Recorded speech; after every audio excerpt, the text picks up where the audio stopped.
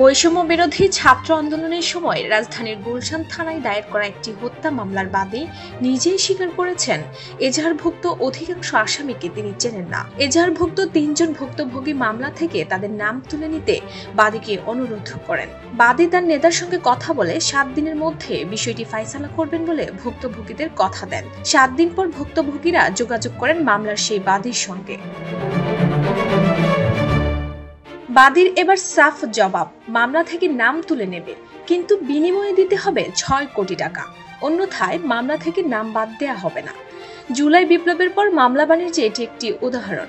গত বছর ৫ আগস্ট আওয়ামী লীগ সরকার পতনের পর দেশে মামলা বাণিজ্যের একটি ভয়ঙ্কর চক্র গড়ে উঠেছে।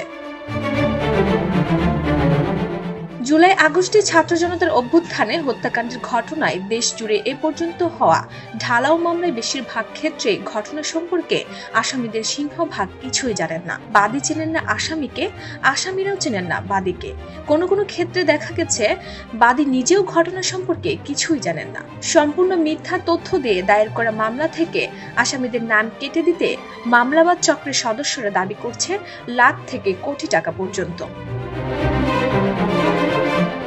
দেশ জুড়ে বর্তমানে ভয়ঙ্কর এই চক্রটি এভাবেই করছে মামলা বাণিজ্য। আর মামলা বাণিজ্য করতে ধনাঢ্য ব্যবসায়ী, ঠিকাদার, সরকারি কর্মকর্তা সহ নানা শ্রেণী পেশার মানুষকে আসামি করা হয়।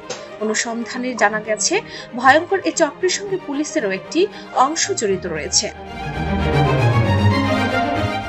সংশ্লিষ্ট সূত্র জানায়, একাধিক গোয়েন্দা সংস্থার প্রতিবেদনেও মামলার এই ভয়ঙ্কর চক্রের তথ্য উঠে এসেছে। সেখানে উল্লেখ করা হয়েছে, প্রহসনমূলক মামলার কারণে প্রকৃত মামলাগুলো তার মেরিট হারাবে এবং প্রশ্নবিদ্ধ হবে। আরও বলেন, তদন্তকারী কর্মকর্তার উচিত হবে তদন্ত সাপেক্ষে দ্রুত সময়ের মধ্যে এসব নিরীহ ব্যক্তিদের মামলা থেকে বাদ দেওয়া, একই সঙ্গে বিষয়টি গণমাধ্যমে প্রকাশ করা।